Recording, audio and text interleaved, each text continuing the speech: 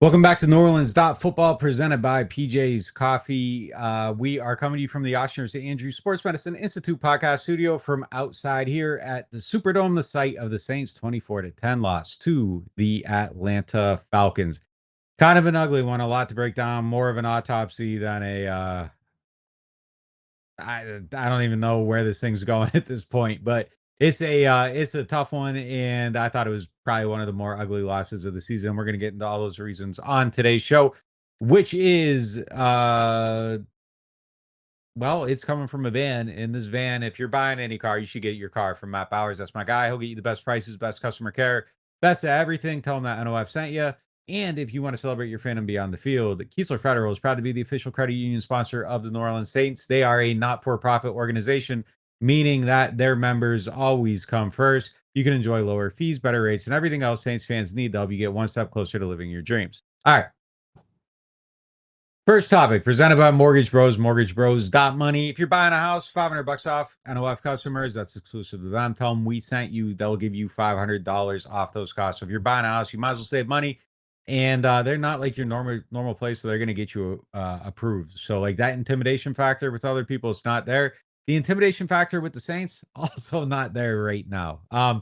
Mortgage Bros, good thing. Saints, bad thing.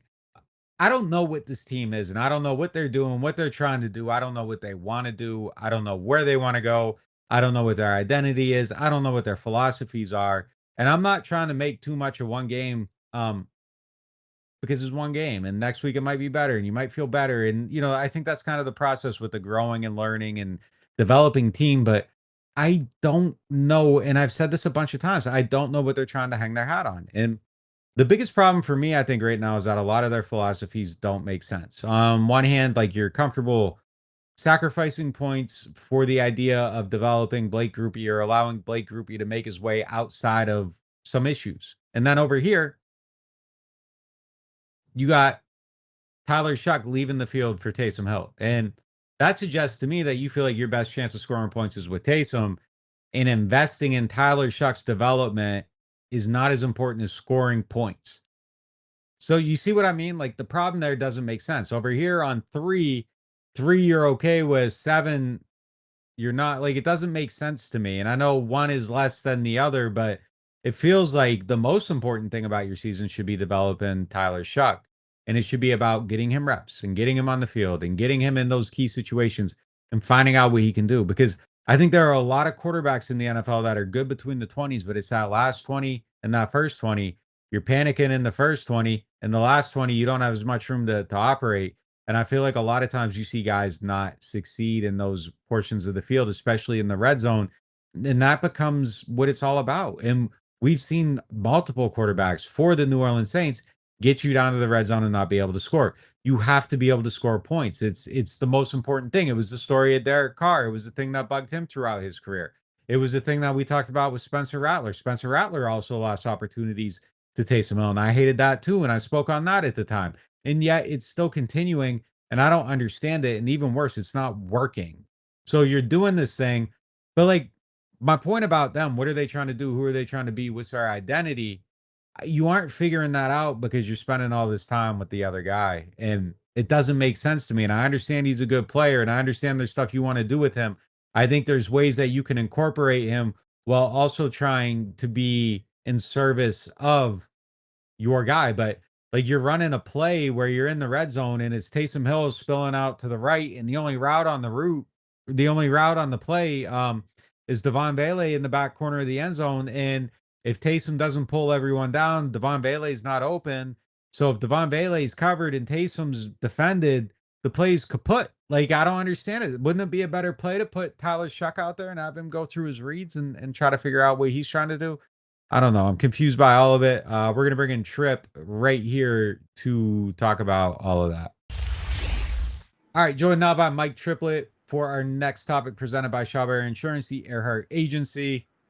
I was just talking about to myself about Taysom Hill, how he's used down there, not trusting Tyler Shough in the red zone, the cost of that in terms of not allowing him to develop in that area of the field. What's kind of your take on what they're doing down there? Well, down there in particular, everything wrong. I mean, they entered this game 32nd in the league in red zone. They entered this game 32nd in goal to go. I mean, it feels like it's been all year with Kellen Moore down there. He got desperate enough, it feels like 2 months ago, to try the Chris Olave pass to Spencer Rattler. Then he finally got Taysom Hill off IR. He's been trying him. He doesn't. That's not working.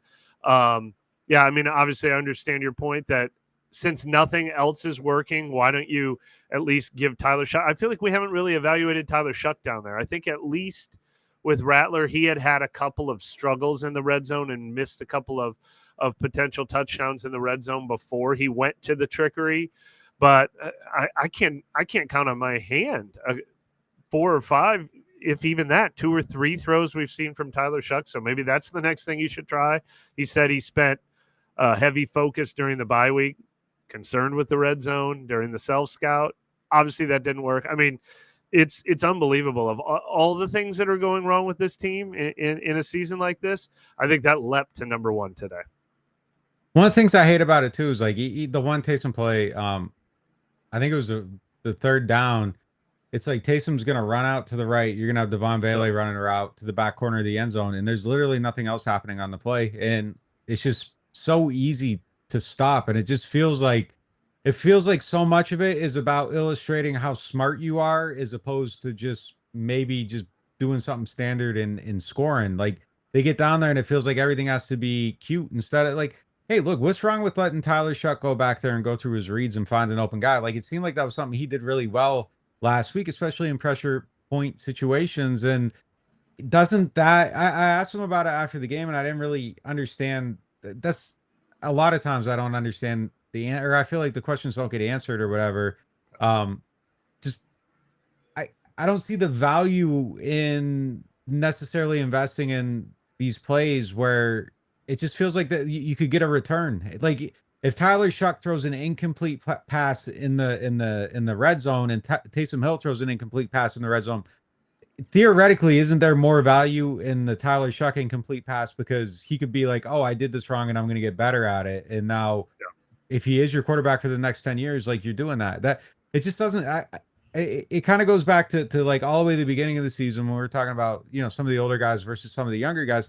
I just feel like you're better off being good with the young guys or being bad with the young guys and finding out the answers to those things and solving problems long term. And if you're going to do this, I mean, I guess the thing about it is I would still hate it even if it was working, but like, it's got to work then at least. Yeah. If you're taking the stuff key. away, if you're taking the stuff away, you're taking these snaps away, it's at least got to lead to a win. At least somewhere in there, there's like well, this is working and they'll figure it out on the side. I still think that's bad long term for a team that's not going anywhere, but at least that could at least have some logic to it. But again, though, I don't think anything should ever be like results based analysis. It's to me, it's hey, look, this isn't smart, but at least then I could get my head around it. But I can't even be like, well, they're doing this and it's dumb, but it's working. Yeah, I mean the only thing I would say in Moore's defense favor, trying to get inside his head, is it would have been nice to evaluate Tyler Shough if this was a 2020 game in the fourth quarter, if the Saints were playing with a lead like they were against Carolina, let Tyler Shough lead 4 touchdown drives by finishing them off. But all of that only makes sense if it's because you had a play that worked at the end of the drive. If you took Tyler Shough off the field for good reason, because that was your no-brainer play, like that's your tush push, or that's your Derrick Henry or whatever. But Taysom Hill is not the tush push or Derrick Henry anymore, and I think he's looked at it enough times to realize that. Even if he was like, your identity shouldn't be Taysom Hill anymore. It made sense to have Taysom Hill as part of your identity when he was 27, when you had Drew Brees, when you're winning games, when it's win at all costs, and Drew could have sat out half a game and come back in and like he's Drew Brees, he's certified, he's the greatest ever, at least here. And Shuck's just got to figure out how to score points in the red zone. That's part of the learning process. And boy, wouldn't it be like, well, you're not good and there's nothing on it. Wouldn't it be better to figure that out now? So maybe next year you're the best version of yourself. It's just it's kind of bothering me a little bit. Moving on to our next topic, presented by Bobby Aberry's Cajun Cannon Restaurant. I think the other piece of this that really bothers me, and we were talking about this a little bit after the game. Who are they? No question. Like, I mean, that's probably my biggest takeaway from this game in particular. We spent a lot of time talking about quarterbacks all year, rightfully so. I mean, it's so important. We spent a lot of time talking about Rattler. We spent a lot of time talking about Shough. You spent a lot of time scouting the top college quarterbacks in the country. This is the first time I feel like that spotlight shifted over to the coach. Especially as we just said, coming after a self-scout, coming after a week to really get to deep dive. What's working? What's not working? What do I actually have on this team? What do I not have on this team? They've got nothing go to in the red zone, nothing go to, period. Their run game regressed today. I know Alvin got hurt, but in general, like, they haven't been able to rely on their run game. They haven't been able to rely on anything in the red zone. They didn't figure out what worked best for Tyler Shough after that. I picked the Falcons to win this game, but I did not expect to see the Saints like biggest offensive flop after they had all that time to plan and dissect and everything. It was really disheartening. I'm sure everyone that left a mean comment to you about picking the Falcons has circled back since the end of the game and been like, hey, yeah, that was actually the a good pick. apologies are blowing up my phone. I picked the Saints. I thought they were going to win. I thought I was going to. I was encouraged by Shough coming off that Carolina game. I wrote with hope. I still felt okay with them after this one. It kind of some stuff though that, hey, look, seeing them down there would have been great. The thing that bothers me big time about this team is that it feels like every time they run the ball well is because they go to heavy personnel and they play from under center. And they had another one of those drives with Devin Neal, but like they just don't want to do it. It's like they know it works and they'll go to it when they have to get some yards, but then they go away from it and they don't come back to it because philosophically, I guess that's not how they want to play, but it seems like that's what your team's good at. So like you should lean into it. And wasn't that what we were talking about with Kellen Moore, is that he blends to his personnel and he does all this. And I don't know that we've seen that. I don't know what his philosophies are really. And maybe it's hard to decipher because like it doesn't work. And maybe it doesn't work because they don't have the players. That's certainly a possibility. But maybe it just doesn't work because it doesn't work. That could also be something too. Or I don't know. Like, it just feels like you got to find a way to sustain some type of success while you maybe build around your own personal philosophies. And it sure does seem like there's a couple things that they could be doing that do work, but they just don't want to do it. You go under center, you're on the ball. Like they come out in the second half and they do that. And it's like 6 yards, 4, 6 again. And then it's gone, I think. Just doesn't make sense. It's like they want to do everything from shotgun down to like you get down to the half-yard line and you go to shotgun with Taysom Hill. I don't like it just seems like stubbornly they wanted. So I guess we know what they want to be a little bit, but it's a thing that doesn't work. They want to play in space and they want to play from shotgun, but like you aren't getting the results. So maybe that's got to change. I don't know. Maybe you got to get different players, but whatever it is, I don't know what they are, and it's hard to see what they're building toward because like A, the offense stuff isn't working. B, it kind of, the Taysom stuff. Like it just doesn't feel like anything's building to anything right now at this juncture, I guess. Yeah, I mean, I think that's the most frustrating thing about this whole thing. I mean, the failing to score in the red zone. I mean, it's funny, you can what if these games all the time, but they got stopped at the 1 yard line twice and missed 2 field goals. You don't have to be a math major to figure out how different this game could have played out. But the most frustrating part of it to me is we were excited to evaluate Tyler Shough, and it feels like an incomplete. Like partly that's because I think he did some good things. He didn't quite elevate the team above, so he probably got like a B- or a C+ or whatever when you do your film study or something like that. But it just feels like we got cheated out of what we came here to see today. I'm not comfortable like ever, but this is obviously the big part of the story. Like I'm not comfortable really asking for anyone's job or whatever. Like it's real life stuff going on.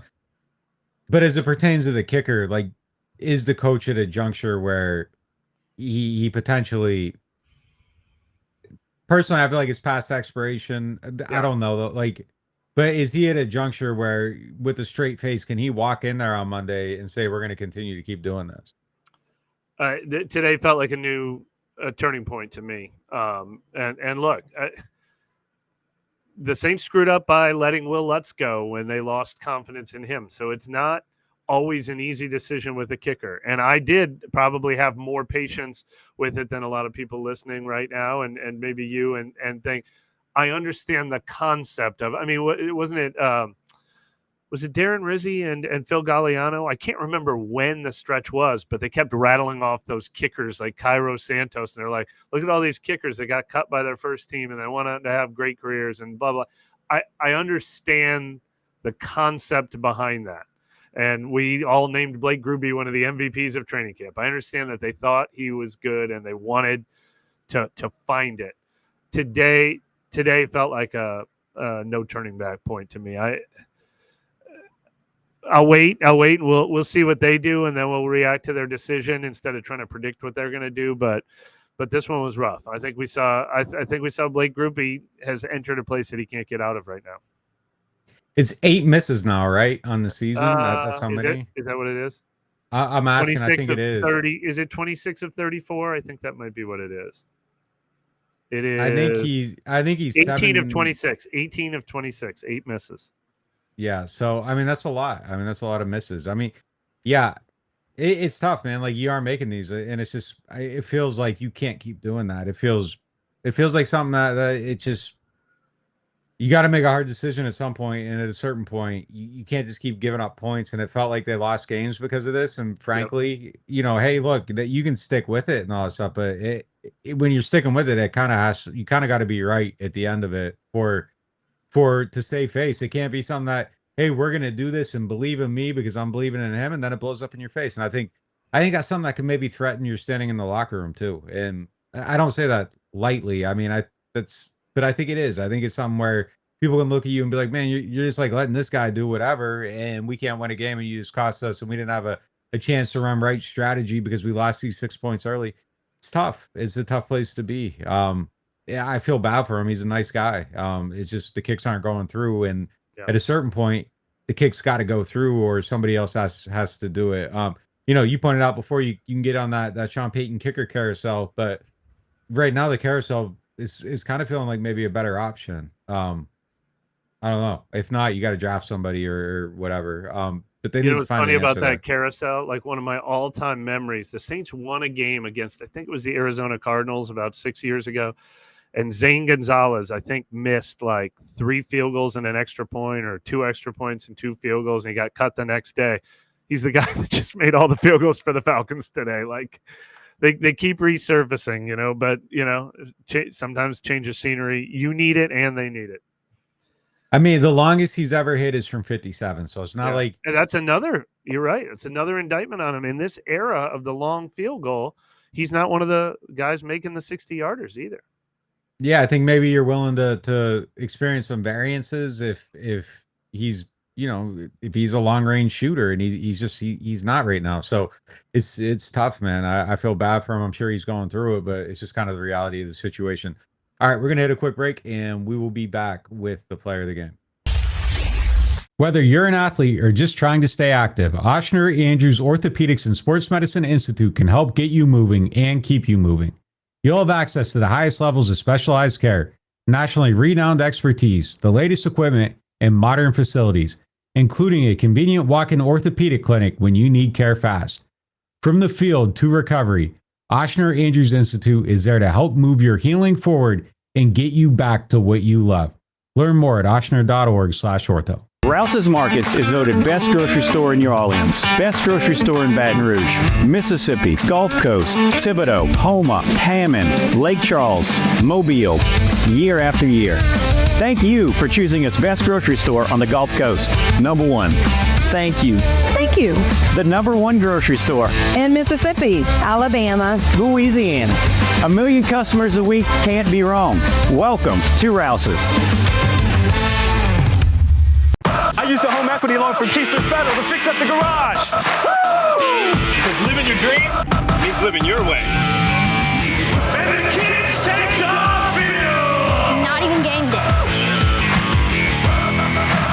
The NewOrleans.Football show is proudly presented by PJ's Coffee. PJ's Coffee has some of the best drinks that you can find. They have locations all over the city. They have pastries and everything else you need to get your day started. So go check them out. I don't play favorites with our sponsors on the show, but one of my favorites for sure is RV Masters. You guys have been watching our show lately, and you've seen our awesome new van. That thing is decked out. And the best part about it is I took it up to RB Masters and I was like, this is what I want to do, but I had no idea how I wanted to do it or how to get it done. And they took care of it from start to finish, brought me out for updates, were giving me new ideas, and they made it exceed my wildest dreams. And they will do the same thing for you. RB Masters offers full service RV, motorhome, and travel trailer repair. They have preventative maintenance and service packages for your RVs, your AC, your generators. They specialize in solar and lithium upgrades, satellite TV, and Starlink. They'll take care of you if you get into a collision. Whatever you need, they got you. And I can speak from experience because they definitely had us on our new van. I cannot vouch for anyone more than I vouch for RV Masters. RV-Masters.com. Go check them out. I believe it, I can see it. If it's in my sights, I achieve it. Ain't no leaving, no defeating. Show up, complete and repeat it. Are you ready? Are you ready? Are you ready? Get game ready. Play game ready scratch-offs and fast play from the lottery. Win up to $100,000. Enter the second chance drawing for a chance to win up to $1 million.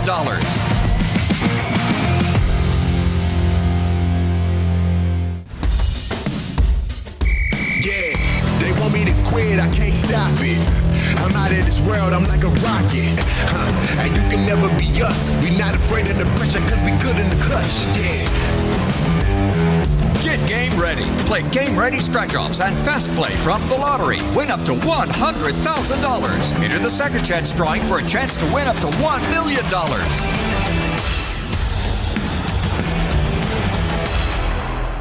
Shough Insurance, the Earhart Agency, is a longtime partner on this podcast, but the truth is, I was advertising them to my friends and everybody I knew long before they ever jumped on this show. And I'm going to tell you why.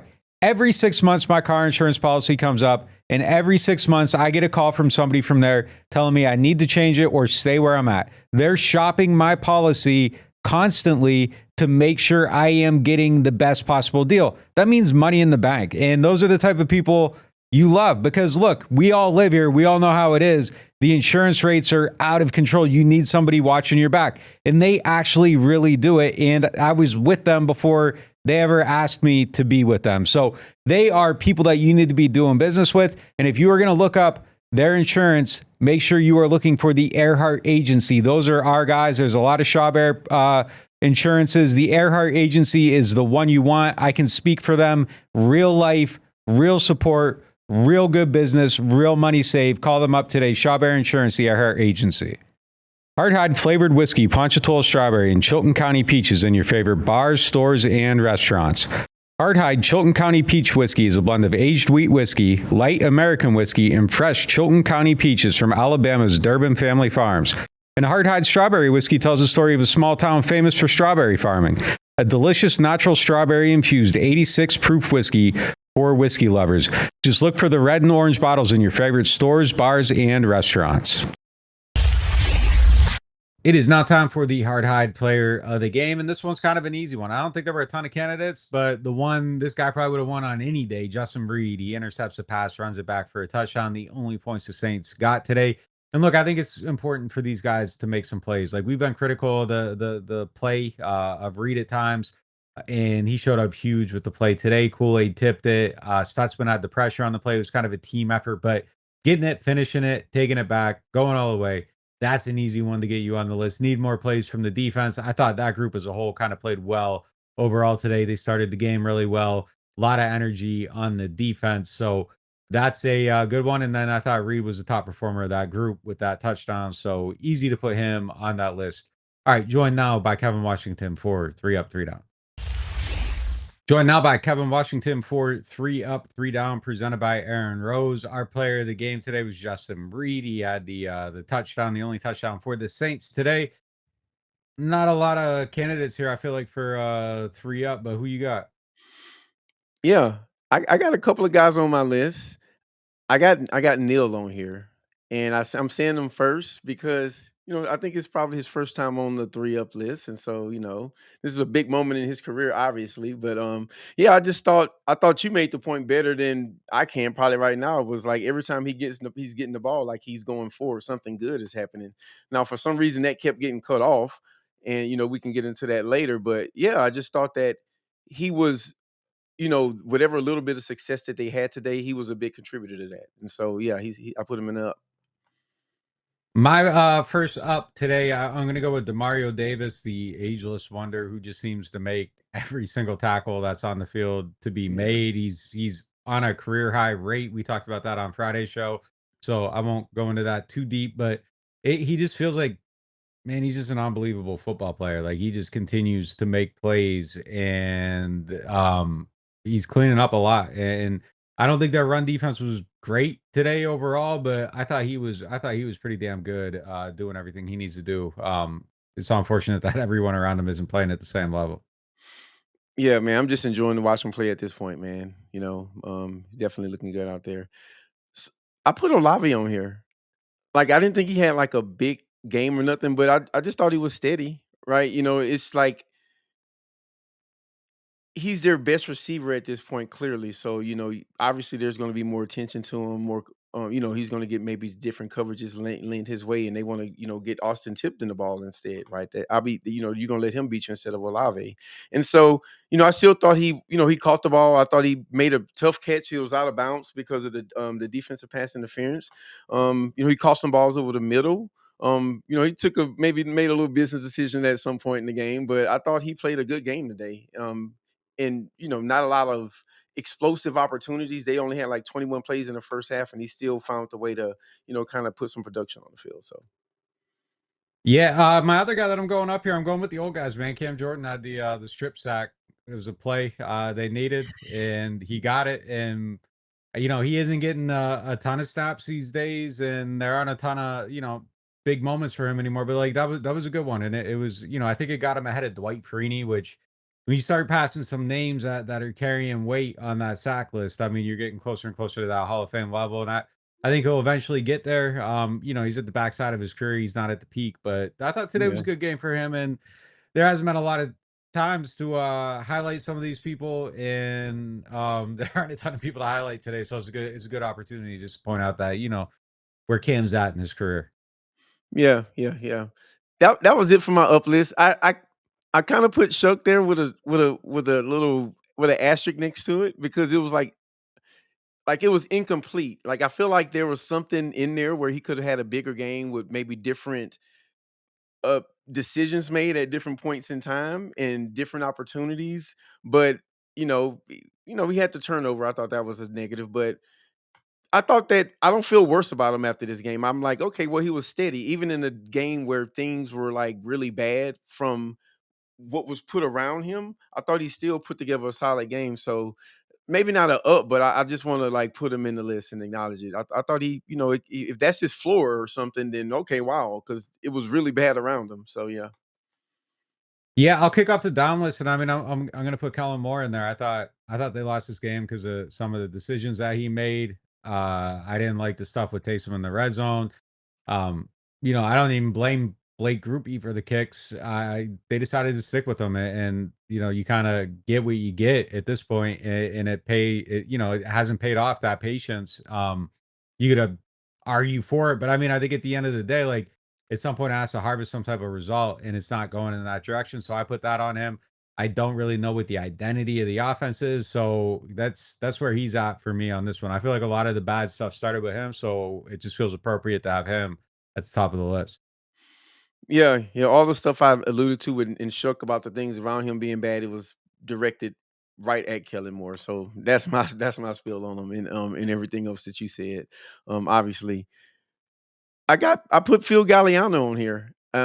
I thought special teams started the game as almost as good as you want to. Only thing that would have been better if they would have actually returned it for a touchdown. But after that, it was just a penalty here, a bad return there, a punt that's not going deep enough, the kickoffs are not getting any yards. I just thought things stalled, and they actually gave up a lot of yards in the return game to Atlanta. So they were a big negative tonight as it pertains to just field position because Atlanta kept flipping the field, via special teams. So that's how you get in the down. Yeah, I mean, I'm going to throw pass protection as a whole, and I'm not totally comfortable right now today singling anyone out individually. I have suspects, but a lot of times, like when you look at it back on film, it kind of you might think it's one guy and it's another guy. I'm just gonna say the group as a whole, I feel like didn't hold up well enough, and I thought a lot of it was coming from the right side of the line. And obviously, it's Cesar Ruiz and it's Asim Richards over there in place of Tali Fuaga. Not positive where it's all coming from. Again, have suspects, so we'll get to that in the film review. But I don't feel like they're protected well enough overall. So pass pro down. Yeah. That was my last one, pass pro. It's the exact same thing I wrote, and also I put groupie in there. I feel like we don't need to have a Yeah, conversation no doubt, about no that. There's doubt. gonna be a lot of groupie talk. I don't need to get into it, but yeah, I had pass pro in there too. It was feel like Shough was running for his life a lot tonight, and you just kind of, if you want to see a lot of film on can Tyler Shough handle pressure, then tonight is a really good game for you to watch because he got a lot of it. So Yeah. I'd throw it felt like Kai Kroger was in. Like I didn't understand the Ike Yadam downing of a. I mean, this is all goes under that special teams umbrella. So you hit that, but a bunch of little like loose ends throughout this game. I don't know if I really got anyone else to single out at this point. It just felt like a bad game, kind it of was like going bad all the way plays across here the and there. board. Like Sanker kind of lost in the end zone on the play. Then there's a touchdown there. Kool-Aid kind of getting beat on the deep shot. Yeah, I'm with you. It was like a play here, a play there, where it's just like it leads to a loss. So Yeah.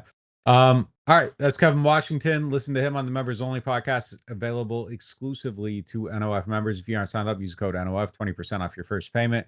We'll be right back with the question of the day. Are you ready to buy your first home, wondering if now's the right time to refinance, or maybe you're thinking about getting into real estate? Whatever play you're trying to run, the pros at MortgageBros.money have the game plan. If you're a first-time buyer, the Mortgage Bros will break down every loan program, help you build a budget that works, and even check if you qualify for 100% financing or down payment assistance. They'll guide you every step of the way, because buying your first home shouldn't feel like a Hail Mary. Heard that rates have dropped and thinking it's time to refi? Don't just guess, get real answers. The Mortgage Bros will review your situation for free and tell you if it's time to make a move or keep waiting for an even better rate. And if you're ready to start investing in real estate, don't let that old 20% down myth stop you. The Bros can show you a home hack that might get you up to 3 doors to rent with little to no money down. Here's the best part. The Mortgage Bros work with you for free. You'll never pay them a penny. They're not bankers, they're brokers. That means if your loan doesn't close, they don't get paid.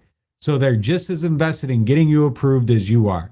Because let's be honest, signing up for a 30-year loan without a pro on your team is like trying to run the offense without a playbook. You don't need to know every role in the mortgage game. Your pros already do. So go to mortgagebros.money. That's mortgagebros.money, and let the bros be your pros. Score big with kickoff combos at New Orleans Hamburger and Seafood Company. Don't pass on your choice of our seafood combos or our slider specials. Served with a side of garlic herb fries. Run in now for specials starting at $9.99 at New Orleans Hamburger and Seafood Company. I got hurt in a car wreck. Why should I get Gordon? Because when you're hurt, you need money. And I fight for the people of Southeast Louisiana every day. I got a client who injured their neck in a car wreck, $250,000. Another client was hit by a big truck and needed back surgery. I got them $700,000, and they deserved every single penny. That's what I'm talking about. Why wouldn't I get Gordon? If you've been hurt in a car wreck, just call me, New Orleans. Get it done. Call 504-800-8888. You ever take a bite of something and immediately think, yeah, I'm coming back for this? Bobby Hebert's Cajun Cannon Restaurant just added some new dishes, and man, they crushed it. The shrimp and crawfish pistolets, golden and stuffed with bold Cajun flavor. Fried oyster tacos, crispy, fresh with the perfect kick. And the soft shell crab Alfredo, creamy, rich, and absolutely worth the order. They're open 7 days a week, and they deliver late. Bobby Hebert's Cajun Cannon Restaurant. Delicious food, superior service. Whether you are a local New Orleanian or a fan in town for the game, get your pre- and post-game fired up at Aaron Rose. Local chaos and local love for the black and gold. Wake up and live with daily drink specials, mimosas, screwdrivers, Bloody Marys, and hot or frozen Irish coffees, all just $3 or $4 between 10 a.m. to 2 p.m. Aaron Rose, half a block from Bourbon Street in the French Quarter, 811 Conti Street. Attention Saints fans, don't let pests and termites invade your home field. Trust the team at Red Pest Solutions to tackle those unwelcome visitors. Call the Red Man today for unbeatable pest and termite control. Score peace with no pest. Visit redpest.com, REDDPEST.com.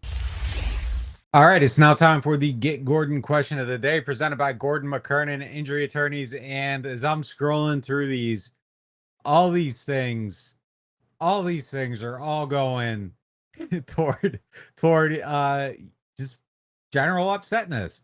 Ryan asked, can we ask Gordon to sue for damages here? Everybody wants to know what's going on with the Saints offense. What's going on with Kellen Moore? Why is the play calling so rough? Do people want to know if there's any fire on the seat? And I would say no to probably most of those things. That's not how this team operates. I don't think seats are hot. I don't think that, people are looking at things that type of situation. But I thought everything was kind of summed up really well by RC being here. And he said 2 weeks to prepare, self-reflect, and make changes. And this is the best they can do. What does that say about the coaching? And I would say on this day, it was poor. I don't think they had a good plan. I don't think it came together well. I don't think they have a good idea. It's everything we talked about right now. And I frankly don't think they're coaching well enough.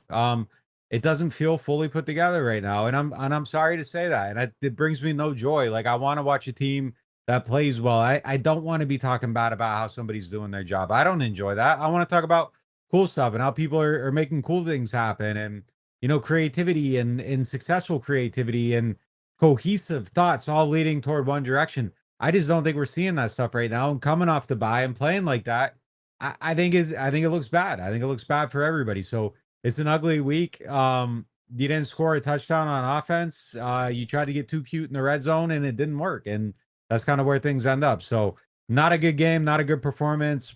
We'll see where it goes from here. There's still some season left. You can turn it around, put this one in the rear view, but there's been too many falling off in this direction. And unfortunately, it's starting to feel more normal than abnormal. And I think that's a bad place to be. Maybe they just need better players, but it seems like sometimes they need to do a better job of using the guys they have here. So we'll see how it goes next week. We'll be with you all through that, leading up to it. Appreciate y'all for tuning in. We'll talk to you next time.